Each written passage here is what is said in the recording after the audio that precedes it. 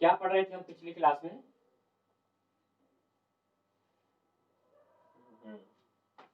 और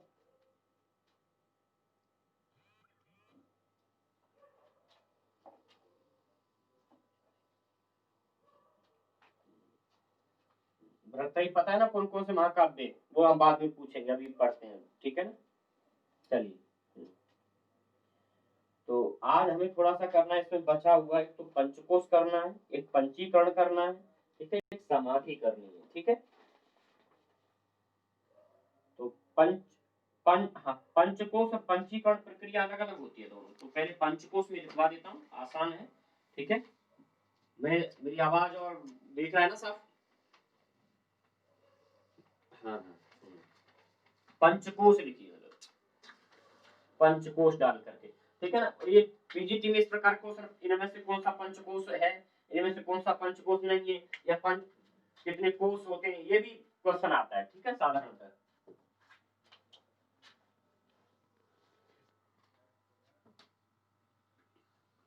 चलिए, अगर कोई देखने में परेशानी आए क्योंकि नेट से चलता है ना, तो आप मुझे बोल देना, मैं आपको बोल करके स्पष्ट करा दूंगा, बोल करके लिखवा दूंगा, ठीक है पवन जी।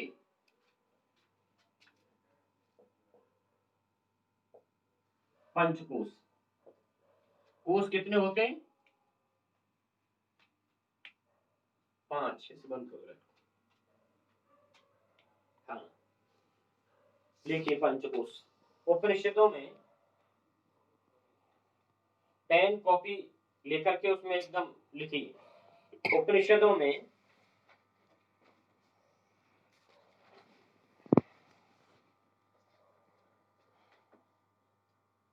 उपनिषदों में जीव के 5 कोशों, जीव के 5 कोशों का वर्णन है।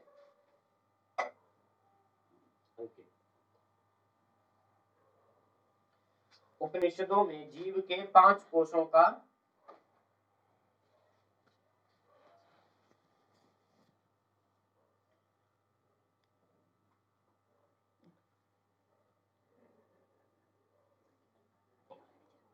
उपनिषदों में जीव के 5 कोशों का वर्णन है।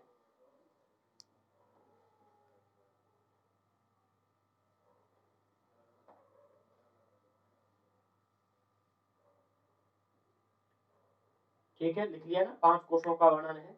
अब पहला कोश कौन सा है, लिखिए। पहला है अन्नमय कोश, अन्नमय कोश,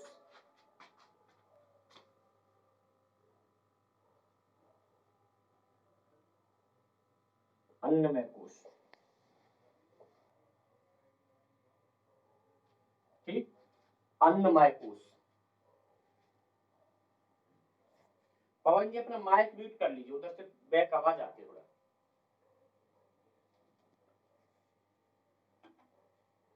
अन्नमय कोश, लिखिए। स्थूल शरीर अन्न पर आश्रित है, स्थूल शरीर अन्न पर आश्रित है।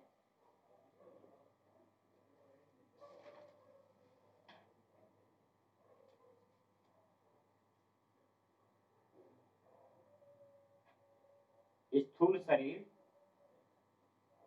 अन्न पर आश्रित है।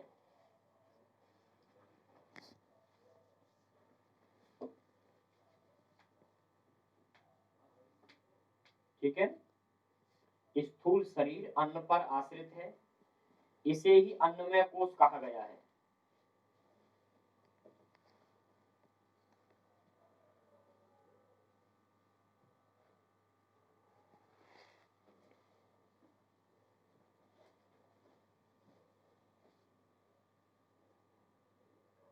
स्थूल शरीर अन्न पर आश्रित है, इसे ही अन्नमय कोश कहा गया है। अन्न ही परम सत्य है, अन्न ही परम सत्य है।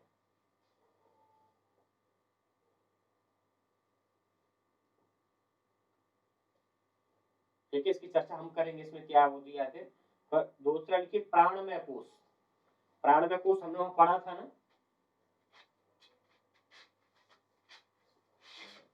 प्राणमय कोश, दूसरा है प्राणमय कोश।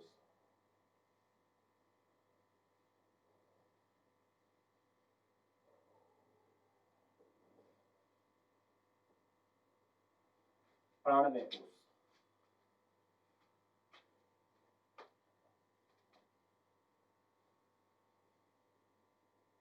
ठीक है। प्राणमय कोश, प्राणमय कोश में लिखिए अन्न कोश के अंदर, प्राणमय कोश में लिखेंगे अन्नमय कोश के अंदर प्राणमय कोश है, ठीक है।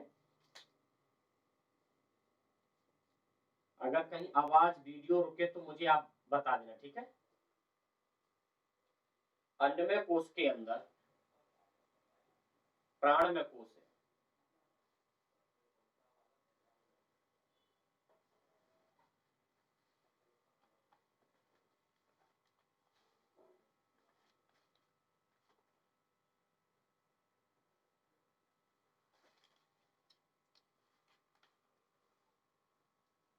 अन्नमय कोश के अंदर, अन्नमय कोश के अंदर प्राणमय कोश है, इसे, ठीक है ना। प्राण ही परम तत्व है, प्राण, प्राण ही परम तत्व है,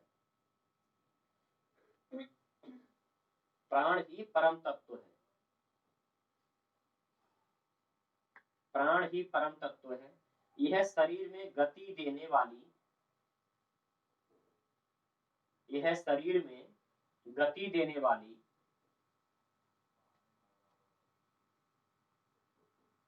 यह शरीर में गति देने वाली,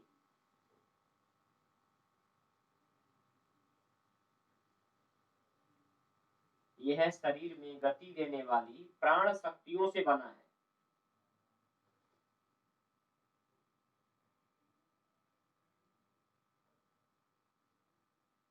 ठीक है। प्राण ही सत्य है, लिख लिया जयपाल।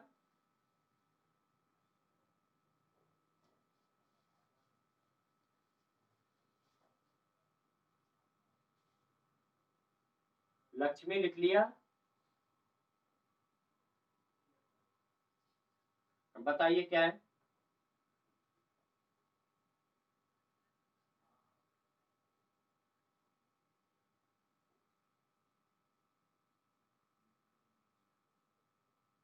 प्राण ही सत्य है, देखिए आप लिख पा रहे हैं, बोल पा रहे हैं, ये बहुत अच्छा है, ठीक है ना। अब साहब, अब जाड़े के समय में घर में बैठ के रजाई में आराम से पढ़िए, समझिए, ठीक है। चलिए नेक्स्ट लिखिए, प्राण ही सत्य है। अगला लिखिए मनोमय कोश, मनोमय कोश,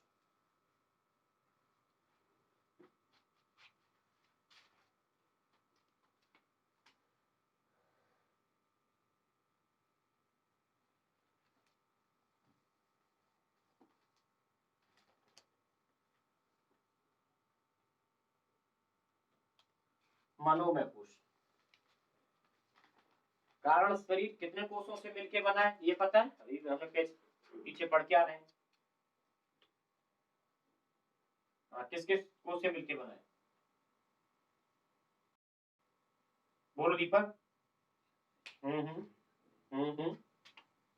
और ठीक, तो वो सब क्या क्या काम करते हैं तीनों का मैंने बताया था, अंतर तीनों पता होगा।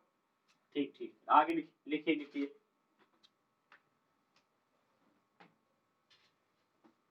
मनोमय कोश लिखिए, प्राणमय कोश में, या प्राणमय कोश के अंतर्गत मनोमय कोश है, ठीक है। प्राणमय कोश के अंतर्गत मनोमय कोश है, प्राणमय कोश के अंतर्गत